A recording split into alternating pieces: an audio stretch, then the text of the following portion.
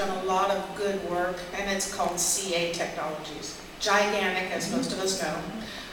They hired Denise Doobie from Network World to write their blogs and to be in charge of all of their content.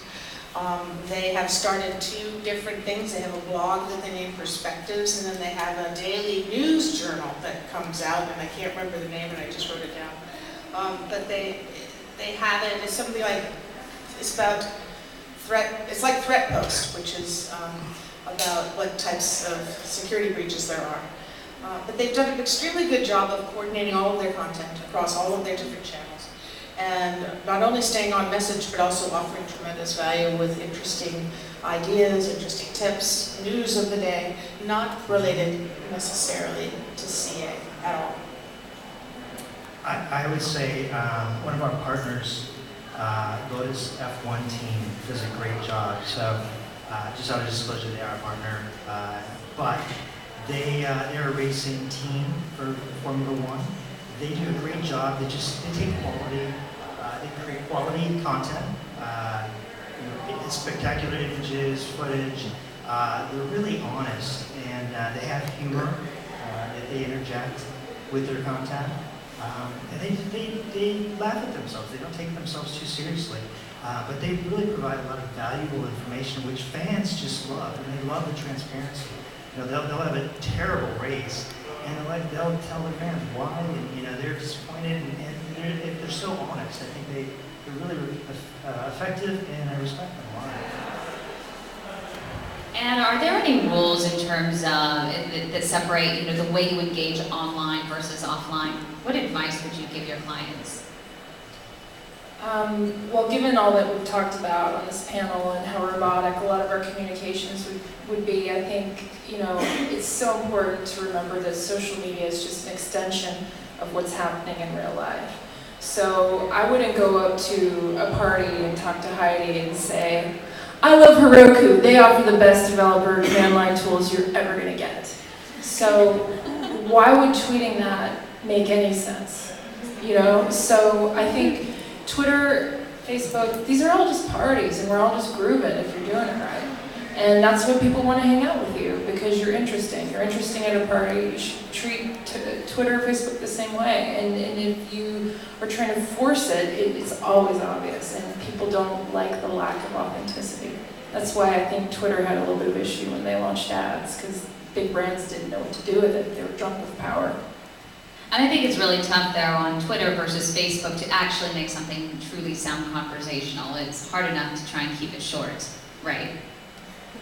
And so what are some of the biggest mistakes people make in terms of social media and the way they engage online versus in person?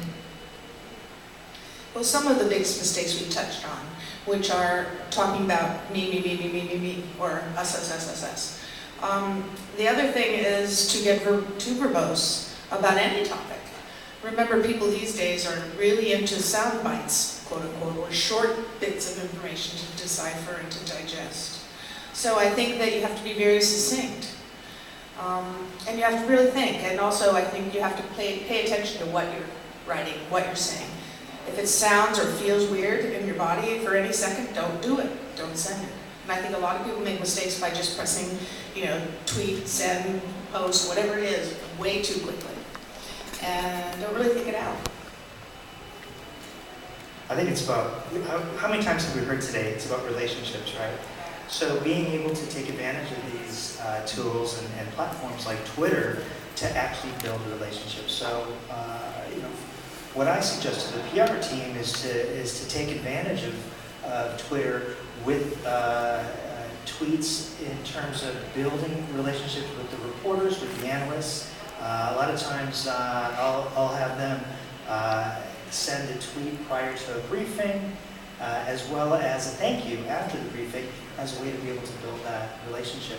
And I think that's important, as well as showing who you are. I mean, if you're communicating business stuff all the time, or just focused on your own products, like you were saying, I mean, you're not going to be effective. People want to know who you are. So I tell our employees too, share your hobbies, share your interests outside of work, because that makes you just as interesting, if not more, and people will want to be able to connect with you better. Right, and the one tip, the big piece of advice that I always give folks that I work with is there's a huge difference between bragging or boasting and touting your company versus simply sharing. And it literally comes down to your intention. Yes, we want to sell your product, but you know what? If that's your intention in posting it on Facebook, don't post it. Take a second, to go, whoa, wait a minute. Do I own it or am I trying to sell it?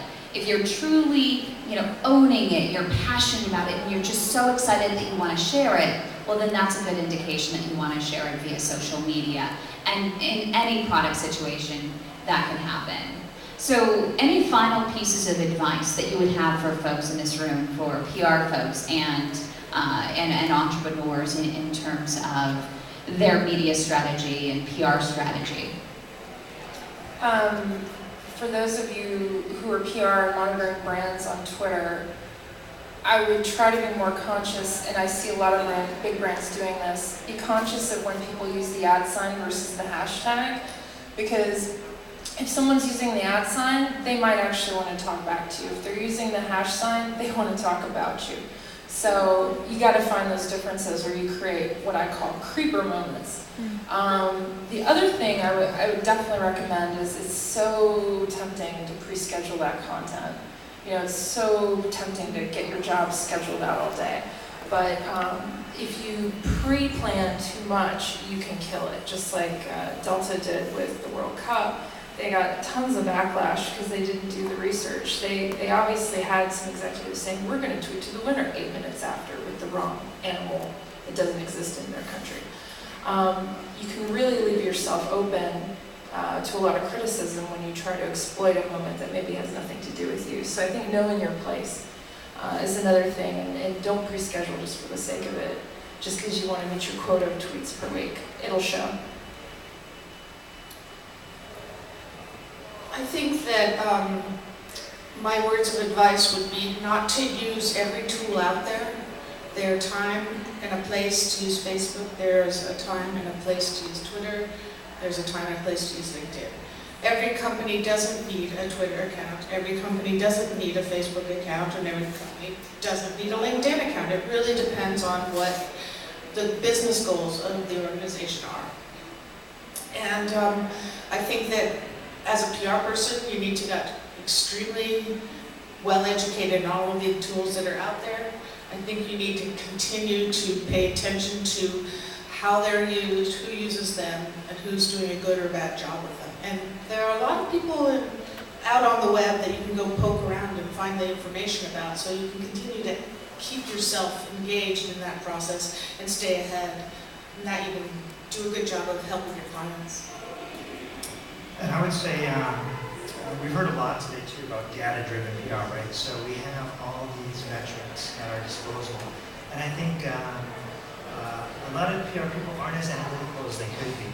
So not taking things at face value and really diving deeper into those metrics, you'd be surprised what you can find. I think a lot of times we tend to report views, downloads, whatever. But with social media, you're actually able to dig deeper, find out not only the numbers, but who's actually commenting, who's viewing, and some of these social networks allow you to do that. And you'd be surprised if you use some of those metrics, you can plug that into your influencer program, obviously being able to target them much more effectively, and just taking that data and using more of it. That I think we tend to just use it for giving to our executives, but we're not really being able to maximize it like we should be. And I have one tool that you are all going to thank me for. It's called Canva, canva.com. It is my new favorite tool in the entire world. It's like Adobe Photoshop on steroids. It's so much simpler to use, and you can make things just like that for like $2 just using their images. So great infographic tool.